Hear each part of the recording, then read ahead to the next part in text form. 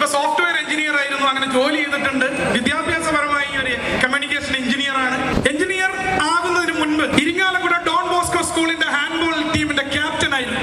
Cinema താരമായില്ലായിരുന്നെങ്കിൽ, engineer ആയില്ലായിരുന്നെങ്കിൽ ഇന്ത്യക്ക് ഒരു സ്പോർട്സ്മാനെ നഷ്ടപ്പെട്ടു.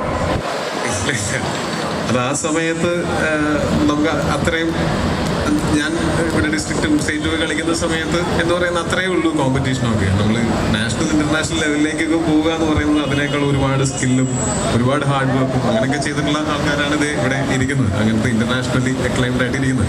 എനിക്ക് അന്നും ഈ സ്പോർട്സിനേക്കാൾ കൂടുതൽ ആർട്ടിനോടായിരുന്നു കുറച്ചും കൂടെ താല്പര്യം. ഞാൻ പണ്ട് സ്കൂളിൽ പഠിക്കുന്ന കാലം തൊട്ട് ആരുമില്ലാത്ത സമയത്ത് ഞാൻ ഇന്റർവ്യൂകളും അവാർഡ് വാങ്ങിച്ചിട്ടുള്ള പ്രസംഗങ്ങളൊക്കെ പ്രാക്ടീസ് ചെയ്തിട്ടുണ്ട്. ഞാൻ പറയുന്നത് ഞാൻ ചെറിയ കുട്ടിയായിരിക്കുന്ന സമയത്ത്.